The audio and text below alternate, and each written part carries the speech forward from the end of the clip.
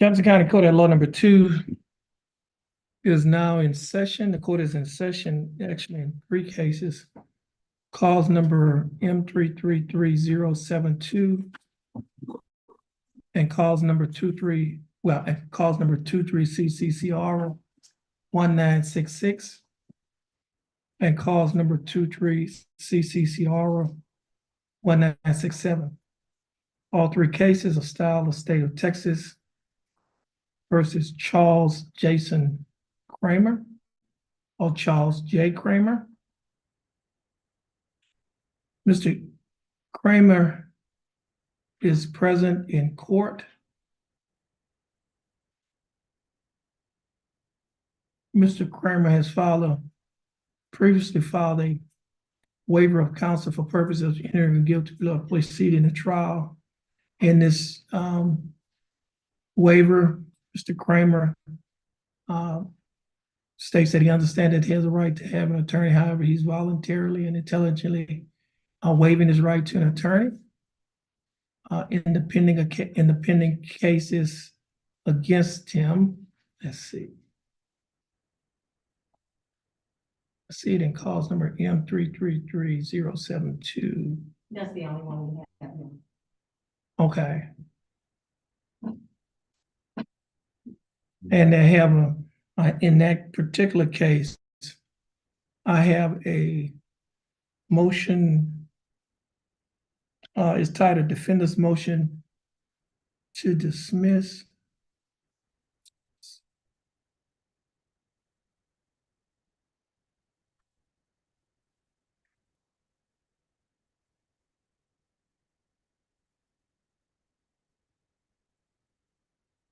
And this motion was filed on June 1st of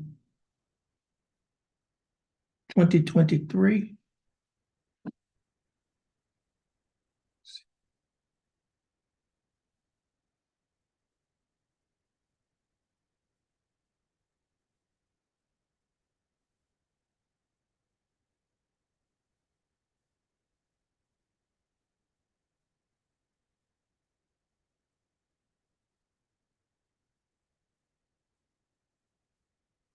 Okay. So what we have before us is a motion dismissing cause number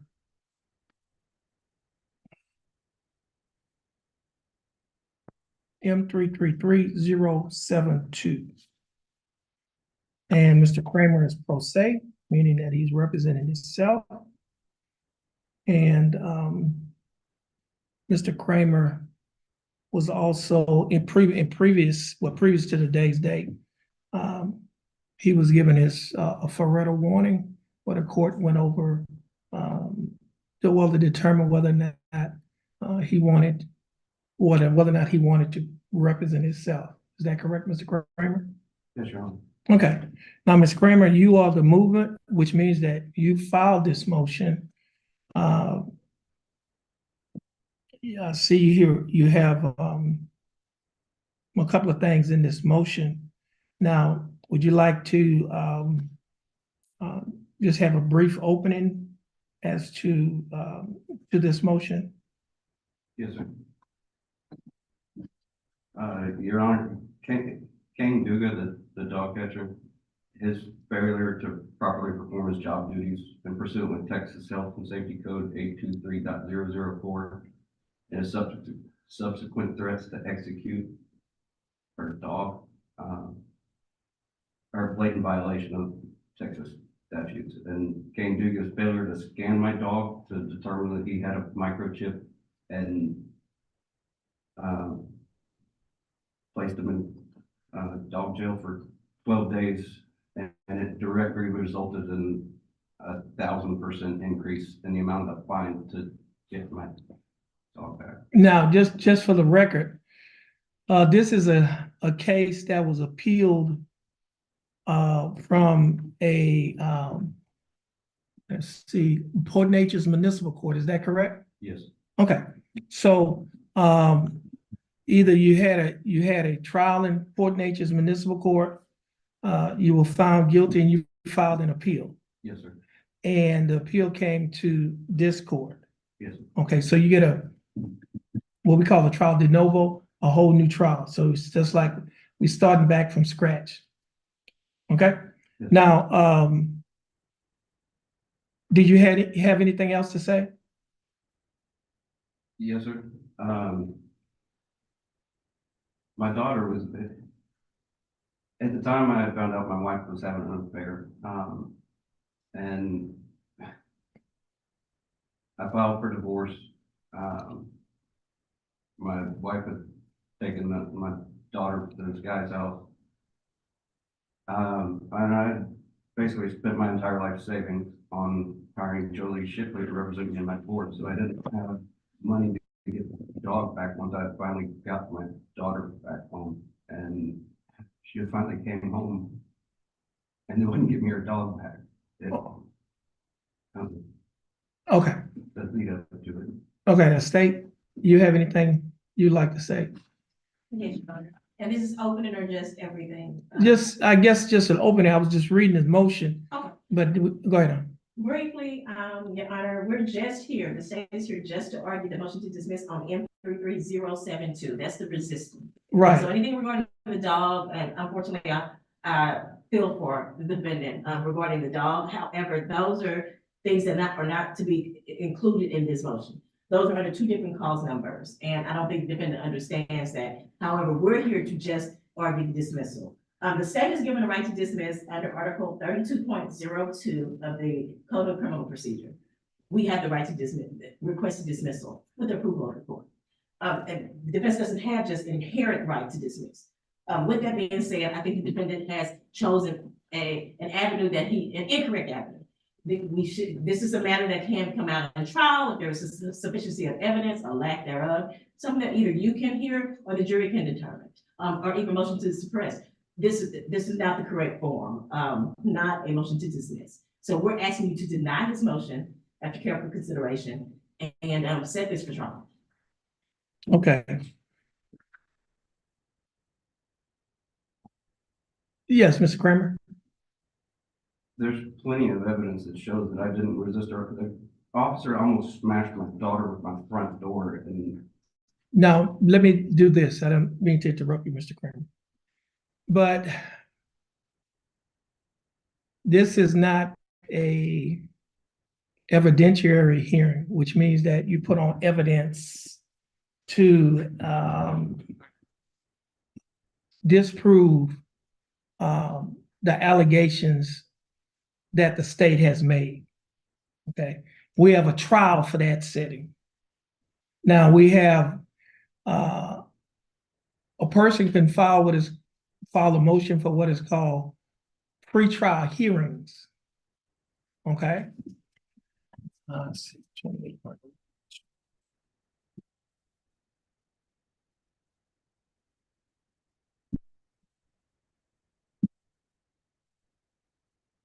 Okay, now pretrial hearings are defined under Article 28.01 of the Texas Code of Criminal procedures. Okay. In that, under that particular article, it just has a list of pretrial motions that can be filed. Okay. Let's see if we go down the list.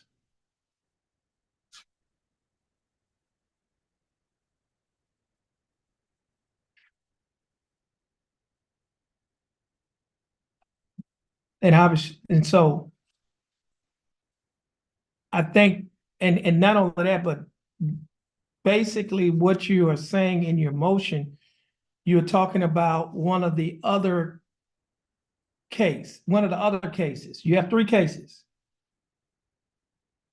This motion is filed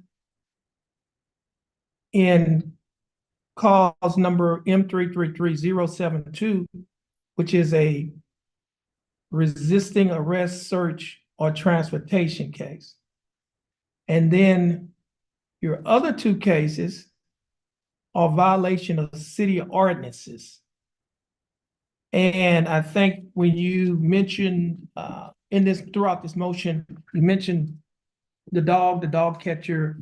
And so obviously that if those facts are in one of the city ordinance cases, not in this case. Do you understand what I'm saying so far? Yes, sir.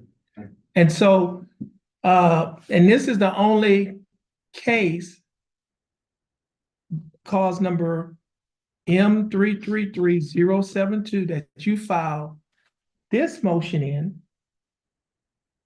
But apparently, some of the things that you're saying is pertaining to one of the other cases, or maybe two of the other cases. You understand what I'm saying? They kind of all go together because the reason they came to my house was to give me a copy of the city ordinance. Yes, but this is a But they filed when their statements directly contradict each other of why they came to my house, and that's why we have trial. Or in some cases, I see you mentioned the Fourth Amendment, dealing with your right to file a motion to suppress, which is a pretrial, which can be heard pre-trial, before trial, or it could be heard during the trial. Okay, it could be either heard before or during the trial. You made mention, I think you made mention in your motion. Let's see.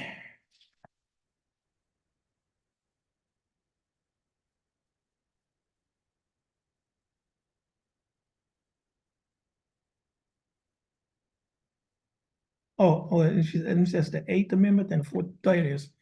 It's under what it says, invocation of constitutional rights and legal precedents. I have it on page 3 of this motion. Defendant invokes the constitutional rights, including Fourth Amendment protection against unlawful searches and seizures. Right? Now, that can be argued pre-trial. Normally,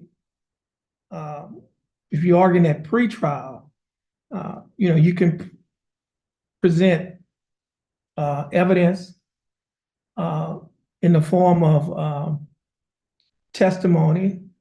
Normally, the evidence is in the form of testimony from the individuals who you are alleging that has made an illegal search or seizure. Right? Now, I'm looking around the courtroom. I don't see any police officers here that anybody subpoenaed to be for this hearing. You understand? yes, sir. And so obviously you can make an argument, but normally on a hearing like this, there is evidence that's presented for the court to determine whether or not the search violated your Fourth Amendment rights, whether or not, and so the court can determine whether or not whatever evidence that was seized should be suppressed. In essence, should not come in the trial, should be left out of the trial. But I need the evidence to come out and try, I need his body camera footage. Okay, no, I'm just explaining to you what a motion to suppress is. Yes, sir. I'm sorry. I understand you representing yourself. And we went over the Ferretta warning and the court admonished you that the court did not think it would be wise for you to represent yourself, but you decided that you still wanted to represent yourself after the court gave you the Ferretta warning. Is that correct? Yes, sir. Okay. So now, and I think as I mentioned in the Ferretta warning, the court cannot help you in any way. Okay. And the court will hold you to the same standards as a lawyer. So, with that being said, we don't have any, there's no, unless you have the police officers subpoenaed to be here, there are no witnesses here to have a Fourth Amendment or to have a motion to suppress. Now, like as I mentioned earlier, and according to the statute, you can do it pre-trial or during trial. But they have all the evidence and I don't know how to get it. Oh, you have a right to discovery. I think we told you that. You have a right to have access. I've watched the body cam video and I have like read the statements from the dog catcher and the police officer, but You have a right to have access to the full file. Now, they can't give you anything. I think that's by statute in terms of anything physical, but you have a right to have access to it. So you can, And I believe he's accessed it. I don't know what else that you're looking for. What is it that you desire? Because you've seen the office reports, you've seen the videos. I don't know what else you're looking for from the state. I just want you to watch it. You watched it, right? Yes, ma'am. Okay. So And then I think it'll all go away. it's But not gonna go away, but you're more than welcome to make an appointment with me and we can talk. Am I talking to you? yeah, because since you're representing yourself, you can talk to the prosecutor. Just like, for example, if you had an attorney representing you, your attorney would go and talk to the prosecutor on your behalf. Because you are representing yourself, you can talk to the prosecutor on your own behalf because you are your client and the attorney. Yes. Okay.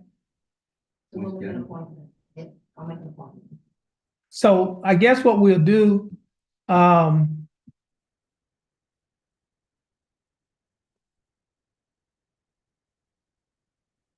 at this time, the court could deny the motion. You could always re-urge the motion.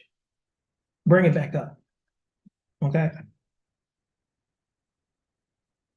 So at this time, the court is going to deny your motion to dismiss. Okay? Yes. And so do we have a court date set for a trial? Next. Okay, let's do this here. We're gonna give you a trial setting and we're gonna try to give you as much time as you need. You representing yourself. You're gonna set up an appointment to talk to the prosecutor. So we're gonna, instead of putting you on just like the normal trial setting, we're gonna give you more time. Okay, so let's give him, how far can we go back? Do we have any, let's see. May? Yeah, that'd be fine. It'd be about 3 months. But make sure that you talk to the prosecutor and y'all can get together and y'all can see what needs to be done whether or not you're going to re-urge a motion, whether or not you're going to, the case is going to be set for trial. The case is, we're going to set all three of them. Okay. What about May 15th? That's the date she's looking at. That's good with you? Yes, sir. Okay, so we're going to reset your cases for trial on May 15th. Now, what we might have to How old are these cases? I see the two city ordinances, they was just filed, they filed them in September last year? It all happened in August No, I'm saying that when they got to this court. I'm seeing September 19th of 2023. That's when they filed the paperwork with this court.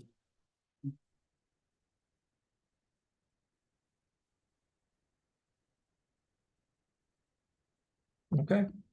So this time this motion will be denied. And this will conclude the hearing.